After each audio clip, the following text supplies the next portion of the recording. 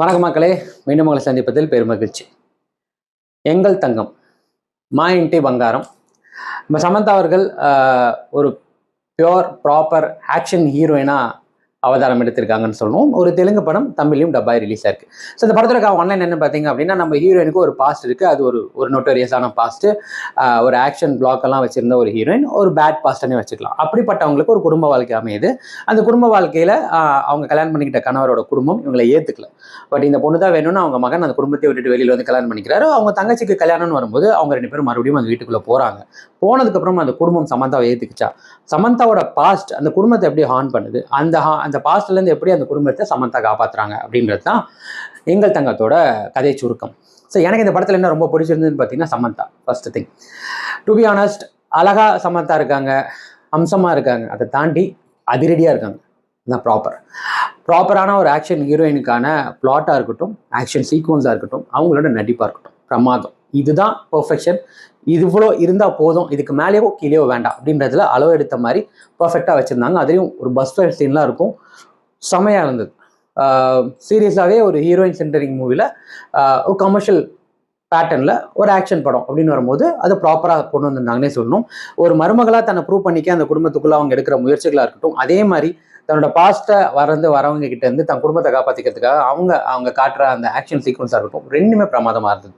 So ஒரு நல்ல மனைவி, ஒரு நல்ல வில்லி அப்படின்ற மாதிரி ஒரு ரெண்டு விதமான ஒரு பிளாட். ஒரு வில்லன்களுக்கு வில்லி, குடும்பத்துக்கு ஒரு நல்ல மருமக, அந்த மாதிரி ஒரு குட் அண்ட் பேடை ரொம்ப அழகாக வந்து பேலன்ஸ் பண்ணியிருந்தாங்க. ஆக்டிங்லையுமே ப்ராப்பராக பர்ஃபெக்டாக இருந்தது. ஸோ ஒரு நல்ல சமந்தாவின் படம், சமந்தாக்காக அப்படின்றது ரொம்ப நாள் கழிச்சு வந்திருக்கிற படம் அப்படின்னே சொல்லலாம். ரெண்டாவது, மற்ற கதாபாத்திரங்கள். இது ஒரு தெலுங்கு படம் அப்படின்னு வரும்போது ஆல்மோஸ்ட் எல்லா கேரக்டர்ஸுமே தெலுங்கு ஆட்கள்னு வரும்போது தமிழில் பார்க்குறப்போ கொஞ்சம் புதுசாக இருக்கும். பட் அதுலேயே எனக்கு ஒரு பாசிட்டிவ் என்ன தெரிஞ்சதுன்னா, நம்மளுக்கு அது ஃப்ரெஷ்ஷாக இருக்குது. பார்த்த முகங்களே இல்லாமல் கௌதமி அவர்கள் மட்டும் தான் இந்த படத்தில் அவங்க மாமியார் வராங்க. அதை தாண்டி எல்லாருமே பார்த்த முகங்களாக இருக்குமே ஒழிய நம்ம அதிகமாக தமிழ் திரைப்படங்களை பார்க்காத முகங்கள் தான். ஸோ இந்த படத்தில் வர மாமனார் மாமியாரை தவிர இது எல்லாருமே கொஞ்சம் புதுசு தான்.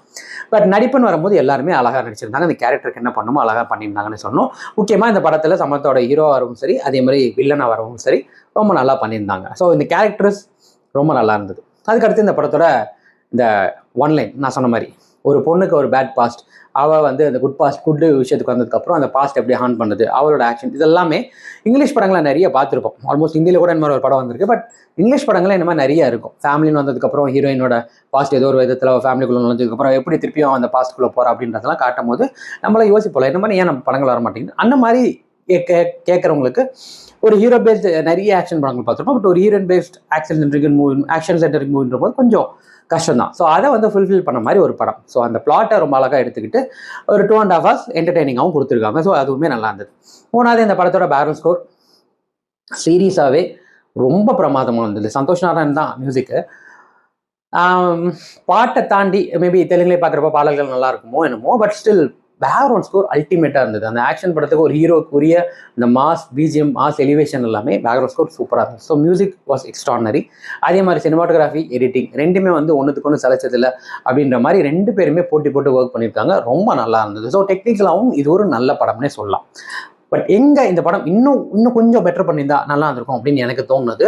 ரெண்டே விஷயம் தான். ஒன்று, இந்த படத்தோட டைமிங் 2.5 hours மினிமல் டைம் தான். பட் ஸ்டில் இந்த மாதிரி படங்களுக்கு ஒரு 1/2 hour இன்னும் எடிட் பண்ணி ஒரு 1 hour அப்படின்னு கொடுத்துருந்தா இன்னும் அந்த படம் இன்னும் ரீச் ஆகிறதுக்கான பொட்டன்ஷியல் இன்னும் ரீச் ஆயிருக்கும் அப்படின்றது தான் எனக்கு ஒரு வருத்தம். ரெண்டாவது, இந்த படத்தோட ஸ்க்ரீன் பிளே. ஆப்வியஸ்லி டைமிங்னு வரும்போது ஸ்க்ரீன் பிளே தான் எடிட் பண்ணுற மாதிரி இருக்கும். ஸோ ஆப்வியஸ்லி அந்த ஸ்க்ரீன் பிளேலையுமே நிறைய விஷயங்கள் கொஞ்சம் லென்த்தியாக சொன்ன மாதிரி இருந்தது. அது ஜனத்தோட பாஸ்ட்டை சொன்ன மாதிரியாக இருக்கட்டும், செகண்ட் ஹாஃபில் வந்து அவங்க எக்ஸ்பிளனேஷன் சீன்ஸாக இருக்கட்டும், சில இடங்களில் அவங்களோட அந்த ஆக்ஷன் சீக்வன்ஸாக இருக்கட்டும், இதெல்லாம் கொஞ்சம் ட்ரிம் பண்ணியிருந்தா ஒரு 2 hours 5 minutes அப்படின்றதுக்குள்ள படம் வந்திருந்தா இன்னுமே படம் பிரமாதமாக இருந்திருக்கும் அப்படின்றது தான் எனக்கு. ஸோ இந்த ரெண்டு விஷயத்தையும் பெட்டர் பண்ணிடலாம் அப்படின்றது தான் என்னோட வருத்தம். ஸோ ஓவராலாக எனக்கு எங்கள் தங்கம் எந்த அளவுக்கு ஒரு என்டர்டெய்னிங்காக ஆக்ஷன் படமாக இருந்ததுன்னா 100க்கு வந்து நான் 65 கொடுப்பேன். ஒரு நல்ல ஒரு அட்டம்ப்ட்னு சொல்லலாம். சமந்தாக்கு இது ஒரு கிரேட் கம்பேக்காக இருக்கும். அவங்களுக்கு நிறைய இந்த மாதிரி படங்கள் அவங்க தாராளமாக பண்ணலாம் அப்படின்றதுல மாற்று கருத்து. ஸோ சமந்தா ஃபேன்ஸ், உங்களுக்கு இது ஒரு ட்ரீட்டாக இருக்கும். சாலத மக்களை மீண்டும் அடுத்த வாரம் நல்ல திரைப்படம், நல்ல விமர்சனம் வேறு சனிக்கிறேன். இது நம்ம ஷோ ரீல் வந்து போச்சு.